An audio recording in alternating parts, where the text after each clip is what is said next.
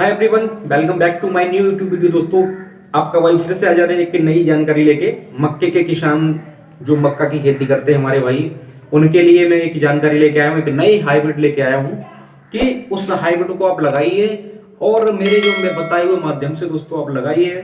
आप यकीन मानिए, आप 9 से 10 कुंटल बीघा की मक्का ही काटेंगे उसे। ठीक है ना। तो इस वीडियो को दोस्तों बिल्कुल भी स्किप ना करें, वीडियो को लास्ट तक जरूर देखें, क्योंकि मैं आपको जो हाइब्रिड बताने वाला हूं वो बहुत ही शानदार हाइब्रिड आपको बताने वाला हूं।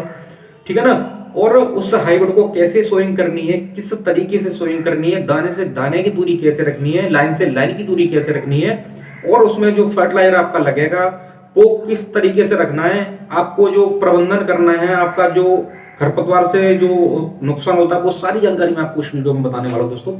तो अब बने रहिए, वीडियो को बिल्कुल भी स्किप न करें। तो दोस्तों चलिए शुरू करते हैं। दोस्तों मैं हूं प्रवीण राजपूत दोस्तों, और आप देख रहे हैं आपका अपना यूट्यूब चैनल द टेक्निकल किसान। ठीक है ना दोस्तों। तो चलिए वीडियो को ज्यादा लंबा नहीं करूंगा और मैं आपको बता देता हूं यहाँ पे कि आपको कौन सा हाइब्रिड लगाना है दोस्तों। जो स्प्रिंग कॉर्न यानी आपकी जो जनवरी के जो लास्ट वीक में, यानी 25 जनवरी से लेके आप 15 मार्च तक उसकी सोइंग कर सकते हैं और ज्यादा से ज्यादा उसकी पैदावार दोस्तों आप ले सकते हैं दोस्तों। ठीक है ना। तो वो हाइब्रिड है दोस्तों NK 7660, जो सजेंटा कंपनी का ब्रांड है। यदि मैं सजेंटा कंपनी के बारे में बात करूं तो ये वर्ल्ड की नंबर 1 कंपनी है दोस्तों। इसकी 3 डिवीजन है, एक पेस्टिसाइड डिवीजन है, एक वेजिटेबल डिवीजन है, एक मेज डिवीजन है जिसके बीज आते हैं, जिसमें कॉर्न आती है आपकी, व्हीट आता है, और भी इसके हाइब्रिड आते हैं दोस्तों। ठीक है ना। तो जो मैं NK 7660 की जो मक्के की आपको बम्पर पैदावार आपको किस तरीके से मिल सकती है दोस्तों, वो जानकारी मैं आपको देने वाला हूं इस वीडियो के माध्यम से। ठीक है ना। तो करना क्या है दोस्तों, आपको सबसे पहले आपको बीज का सिलेक्शन, आपको जो बीज का सिलेक्शन करना है NK 7660 का हाइब्रिड आपको लेना है, जो आपको उसकी सोइंग करनी है।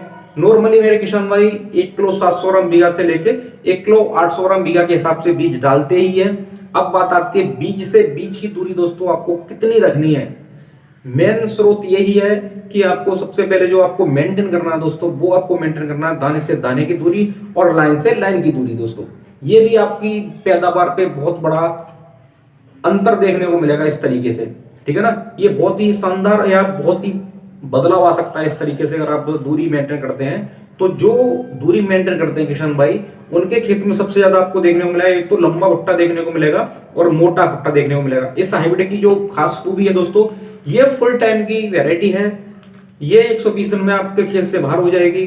ठीक है ना। इसकी अगर हम भुट्टे की बात करें तो इसका लंबा भुट्टा और बहुत मोटा भुट्टा आता है। जो इसकी जो गिल्ली आती है, जो छूंच बोलते हैं, हमारे यहाँ से छूंच बोलते हैं, आप क्या क्या बोलते हैं उसे, वो कमेंट बॉक्स में मुझे बता सकते हैं दोस्तों कि आप यहाँ उसे क्या बोलते हैं।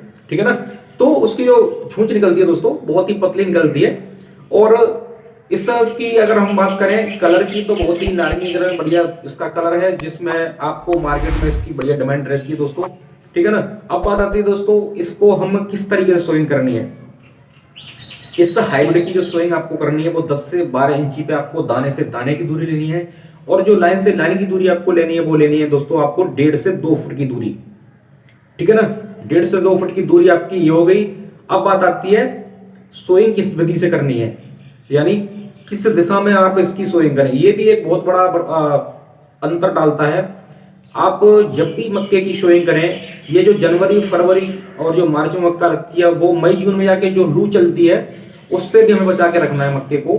तो हमें जो हमेशा जो सोइंग करनी है इस टाइम की वैरायटी की, वो हमेशा पूरब से पश्चिम की बुआई करें दोस्तों। इससे जो फायदे होने वाले हैं, जो उस टाइम की जो गर्म लू हवाएं चलती है वो आसानी से पास हो जाती हैं, और हमारी मक्का में किसी भी तरीके का कोई रोग नहीं आता, गलन वगैरह नहीं आता। जैसे तने पे किसी भी हाइब्रिड में आप पश्चिम और उत्तरी अगर आप करते हैं तो उसमें क्या रहता है, जो पूरा पश्चिमी वाली जो हवाएं चलती है वो पास नहीं हो पाती है, मक्का गिरने का भी डर रहता है। तो आप हमेशा पूरब से पश्चिम सोइंग करें। अब बात आती है उसमें फर्टिलाइजर कितना लेना है दोस्तों, खाद की मात्रा कितनी लेनी है। ये भी एक बहुत बड़ी आपकी पैदावार का एक मेन माध्यम है, मेन स्रोत है। तो सबसे पहले जितनी आप लागत लगा लोगे आप पैदावार ले लोगे दोस्तों।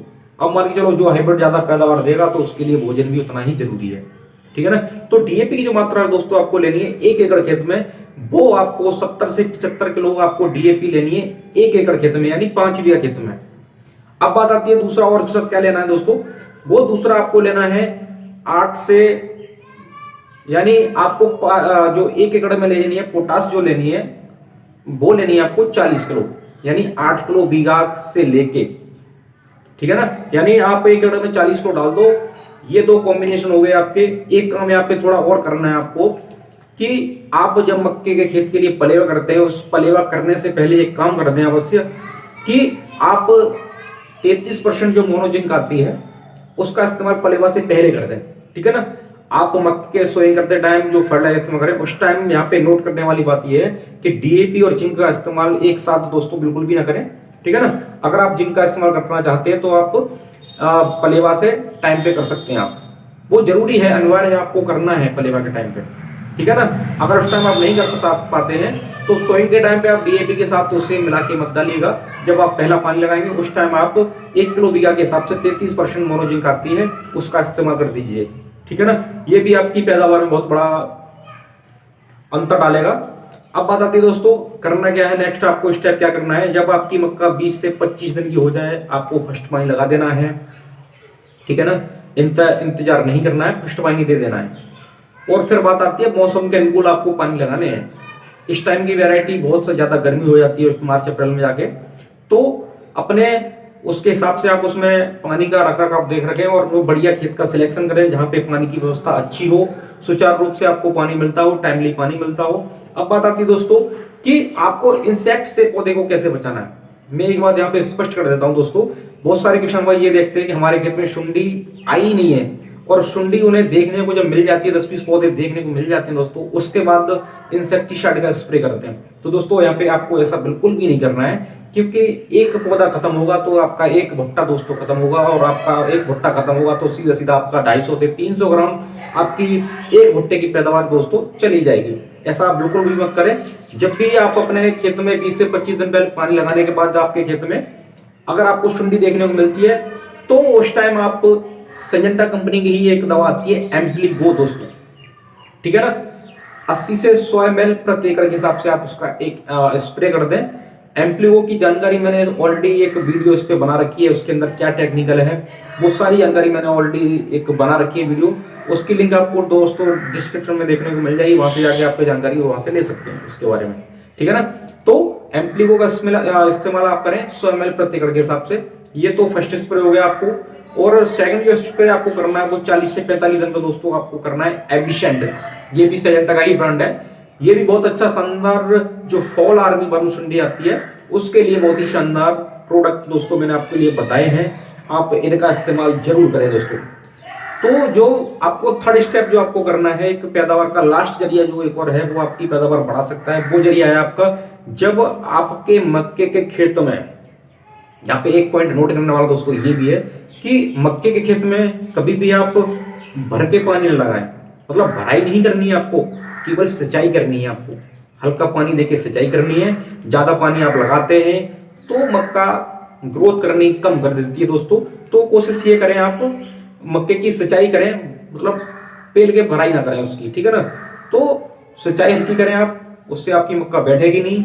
और जो लास्ट का स्टेप है दोस्तों उसमें करना क्या है आपको, जब आपके खेत में दूध पड़ना, यानी जो भुट्टा पड़ना, सूतवाल जो बोलते हैं हम लोग, उस टाइम क्या रहता है, दूध पड़ना स्टार्ट हो जाता है, दाने पड़ने स्टार्ट हो जाते हैं।